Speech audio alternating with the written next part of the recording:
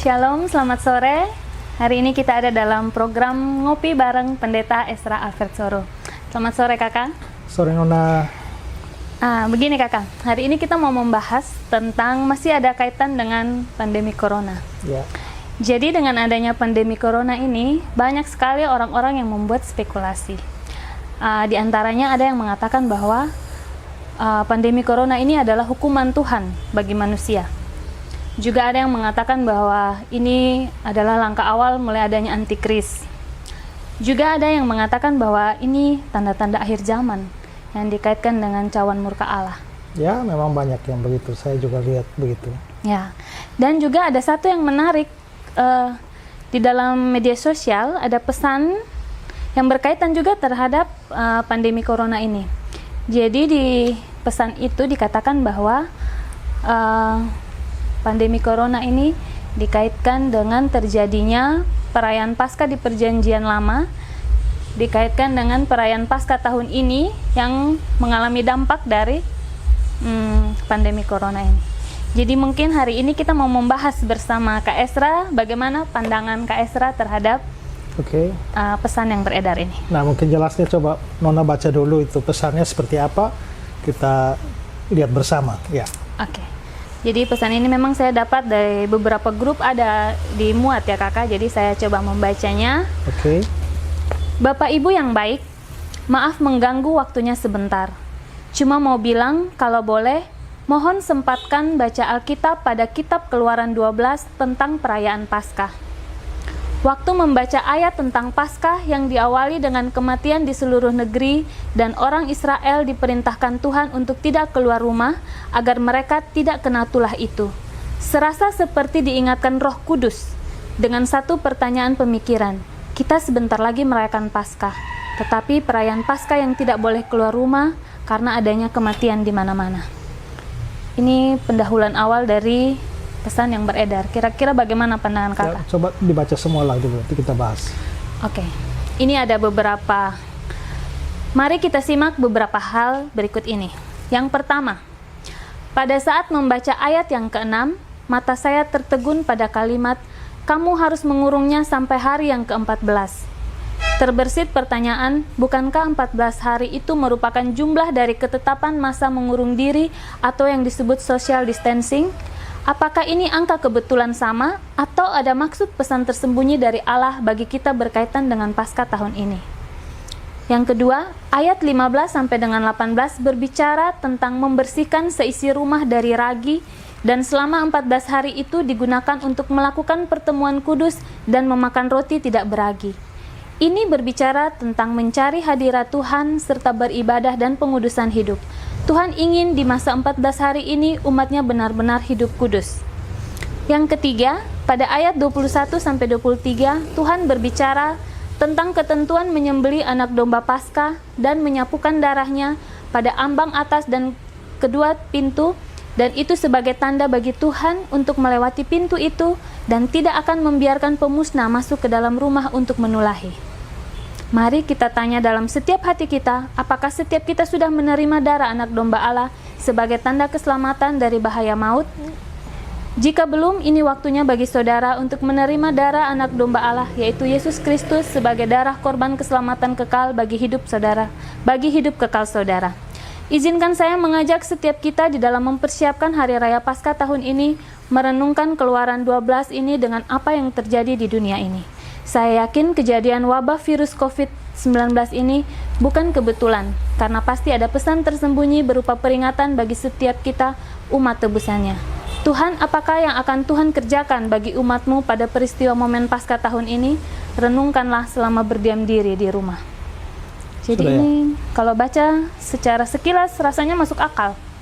Tapi bagaimana pandangan dari kakak? Ya, begini, bahwa memang kalau saya mau menilai itu, saya anggap ini ilmu yang dipakai atau jurus yang dipakai adalah jurus cocoklogi.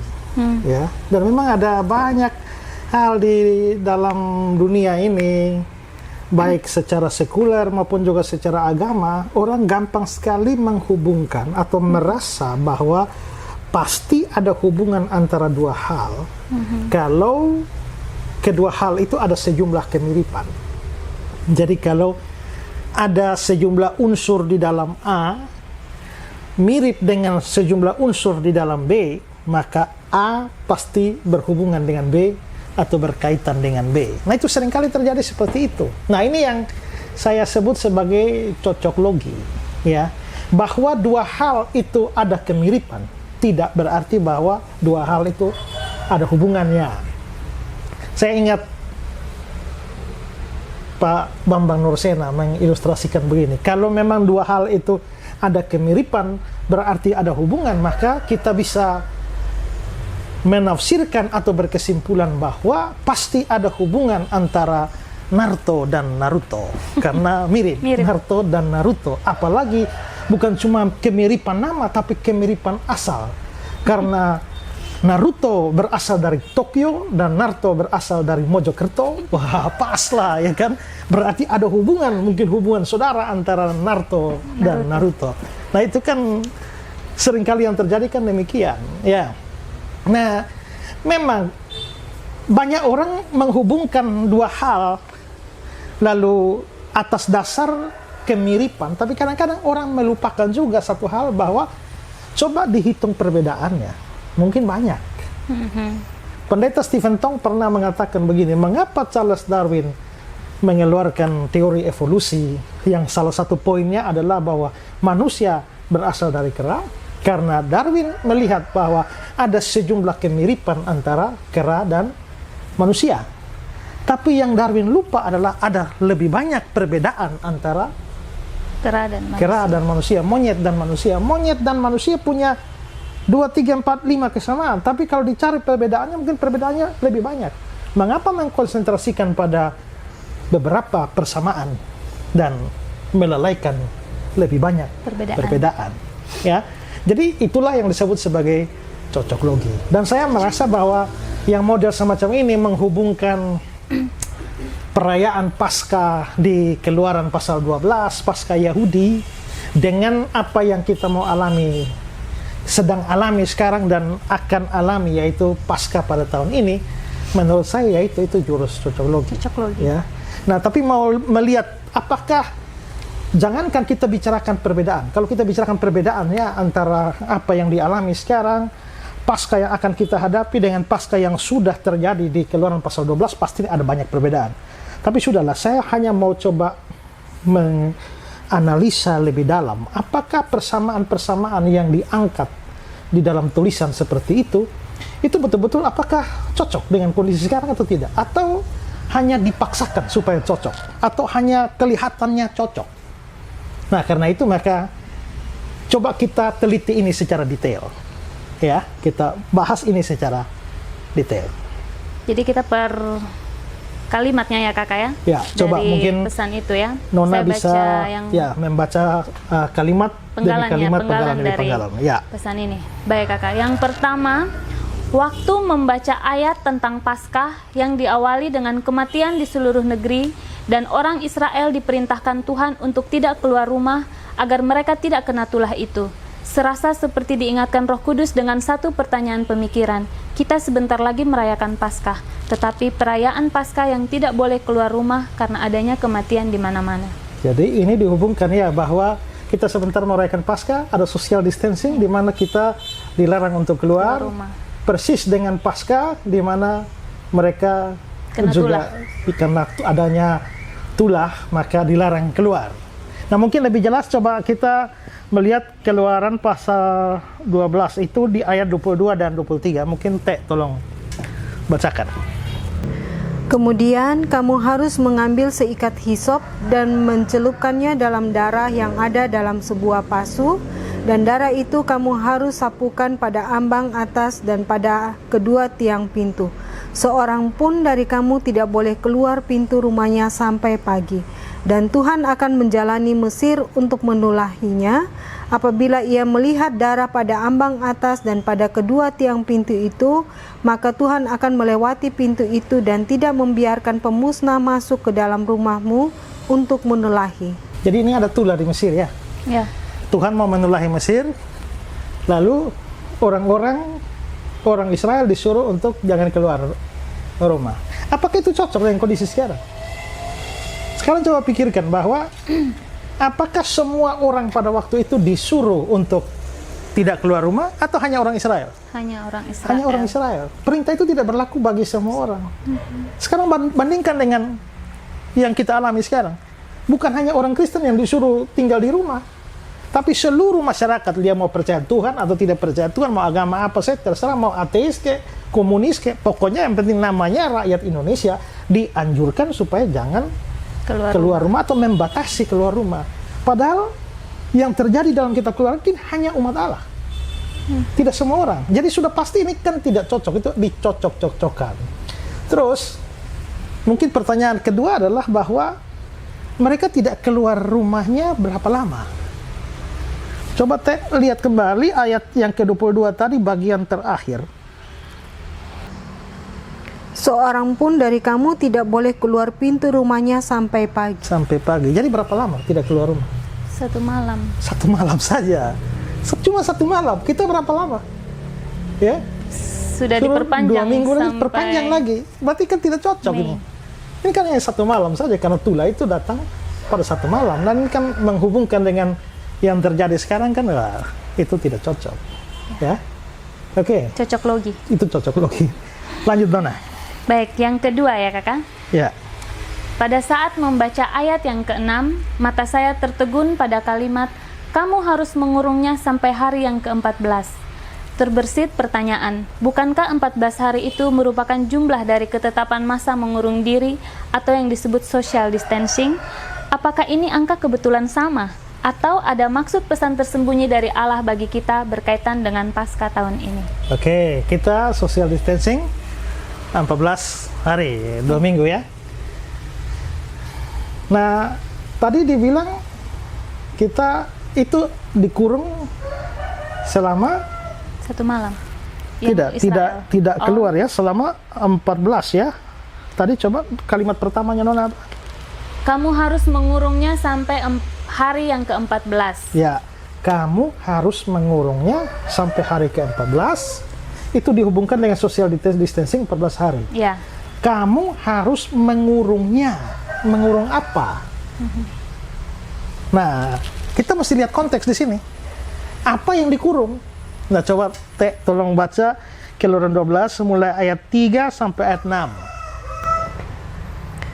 Katakanlah kepada segenap jemaat Israel, pada tanggal 10 bulan ini diambillah oleh masing-masing seekor anak domba menurut kaum keluarga.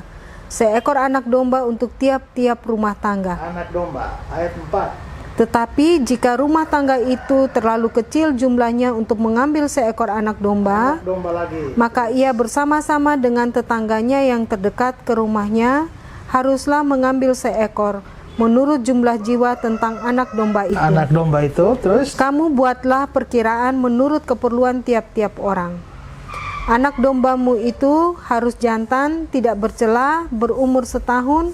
Kamu boleh ambil domba atau kambing. Boleh domba atau kambing. Kuncinya di ayat 6. Kamu harus mengurungnya sampai hari yang ke-14 bulan. Cukup. Kamu harus mengurungnya. Mengurung apa? Anak domba atau kambing. Anak domba atau kambing.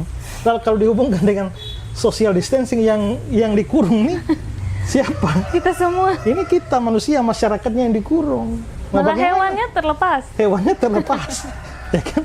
Nah, jadi pengurungan terhadap domba ya sekian hari lalu dihubungkan dengan pengurungan terhadap masyarakat, social distancing ini kan terlalu, ya kalau pakai jurus cocok logi juga sudah keterlaluan. Terlalu amat lah ya. dipaksakan. Nah, lagi pula ini jadi problemnya adalah karena kita ternyata bukan cuma 2 minggu ini.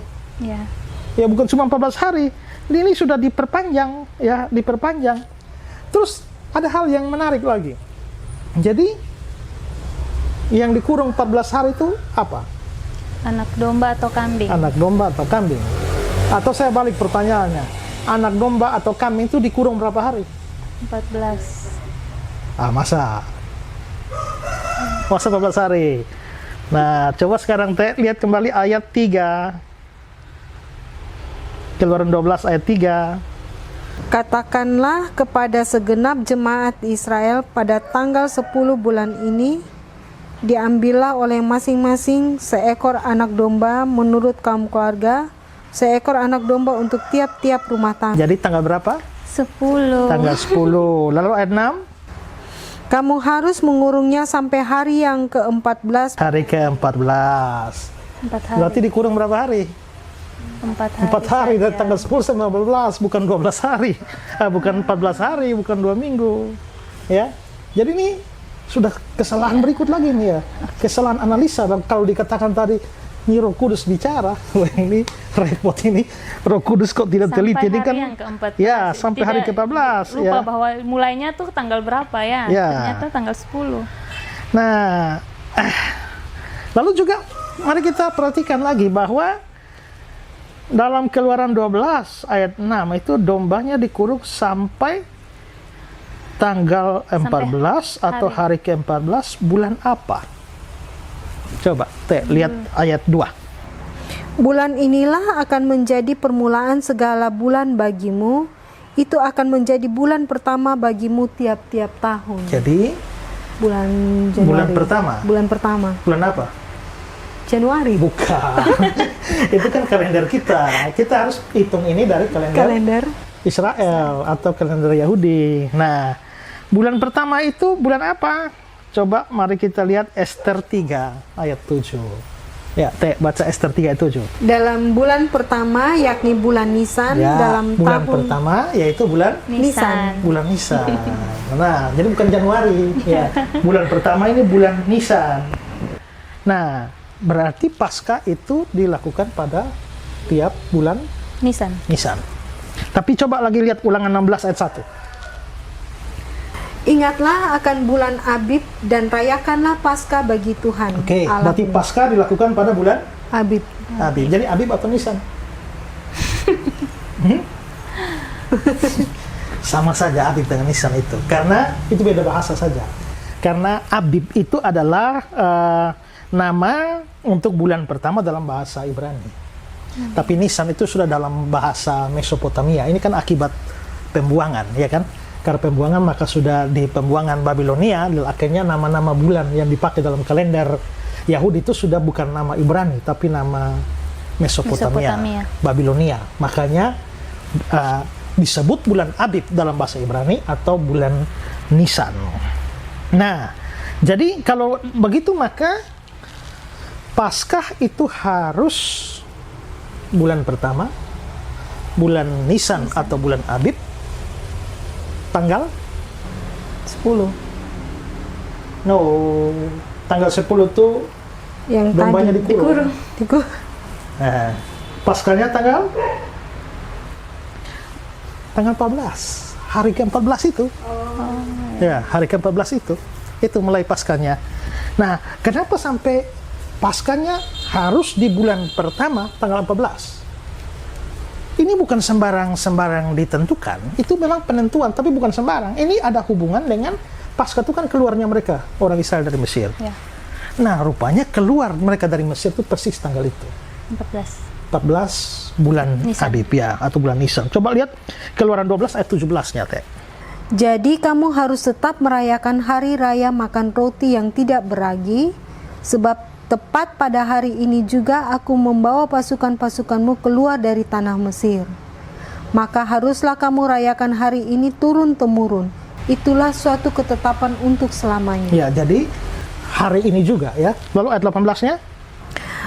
Dalam bulan pertama pada hari yang ke-14 bulan itu pada waktu petang, kamu makanlah roti yang tidak beragi sampai kepada hari yang ke-21 bulan itu pada waktu petang. Ya, jadi mereka Paskahnya Yahudi itu tepat pada bulan Abib atau bulan Nisan tanggal 14 dan mulai petang. Kenapa mulai petang? Karena mereka keluarnya waktu petang. Ya, mereka keluarnya waktu petang. Coba mari kita bandingkan dengan Imamat pasal 23 ayat 5. Dalam bulan yang pertama pada tanggal 14 bulan itu pada waktu senja ada Paskah bagi Ya, Tuhan. jadi Paskahnya tanggal 14 bulan Nisan. Bulan Abib. Nah, kalau begitu maka ya dalam Keluaran 12 ini sebenarnya yang penting itu bukan 14 hari. Yang penting itu hari ke-14. Ya kan? Ya. Ada beda dong.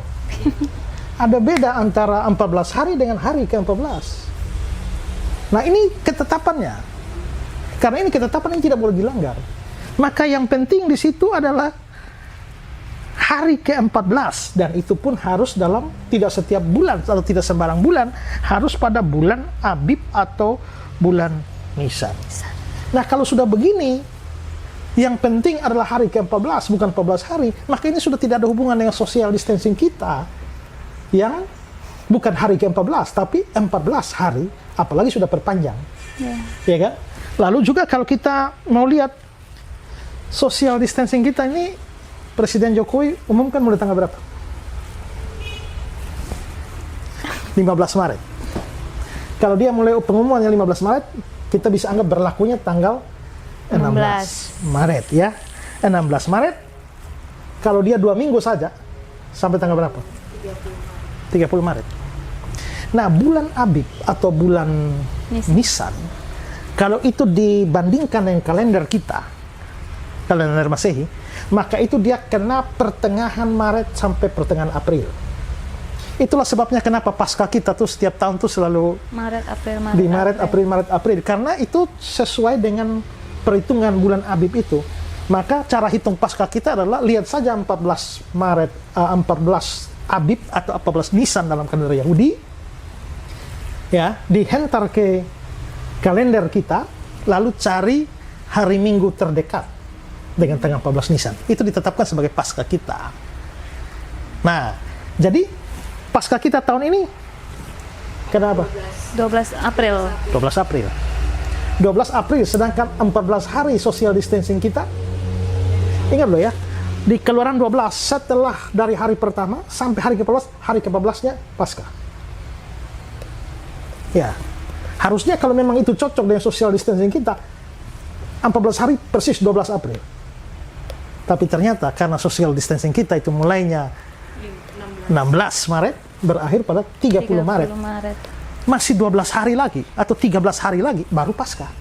Ini terlalu jauh. Jadi ini, kalau dianggap ini pesan tersembunyi dari Tuhan yang ada hubungan dengan Paskah kita, kok ini terlalu dipaksakan. Terlalu dipaksakan. Ya. Jadi jelas bahwa ini jurus cocok logi, tapi jurus cocok loginya bukan kurang tepat, tapi sangat-sangat tidak tepat, begitu ya. Itu. Jadi ini bukan pesan tersembunyi dari Allah. Bukan pesan tersembunyi, ini hanya penafsiran keliru saja, ya. Oke, lanjut coba Nona. Ya, kita lanjut ya yang berikut. Ayat 15 sampai 18 berbicara tentang membersihkan seisi rumah dari ragi, dan selama 14 hari itu digunakan untuk melakukan pertemuan kudus dan memakan roti tidak beragi. Ini berbicara tentang mencari hadirat Tuhan serta beribadah dan pengudusan hidup. Tuhan ingin di masa 14 hari ini umatnya benar-benar hidup kudus. Nah, jadi karena ada pertemuan Paskah, ibadah Paskah, ditambah dengan selama 14 hari itu tidak boleh ada ragi dalam rumah, makannya hanya roti tidak beragi. Coba jelasnya kita lihat ayatnya saja dari ayat Keluaran 12 mulai ayat 15 sampai 18. Coba baca. Kamu makanlah roti yang tidak beragi 7 hari lamanya. Pada hari pertama pun kamu buanglah segala ragi dari rumahmu. Sebab setiap orang yang makan sesuatu yang beragi dari hari pertama sampai hari ke-7, orang itu harus dilenyapkan dari antara Israel. Kamu adakanlah pertemuan yang kudus, baik pada hari yang pertama maupun pada hari yang ke-7. Pada hari-hari itu tidak boleh dilakukan pekerjaan apapun. Hanya apa yang perlu dimakan setiap orang, itu sajalah yang boleh kamu sediakan. Jadi, kamu harus tetap merayakan hari raya makan roti yang tidak beragi, sebab tepat pada hari itu juga aku membawa pasukan-pasukanmu keluar dari tanah Mesir. Maka haruslah kamu rayakan hari ini turun-temurun.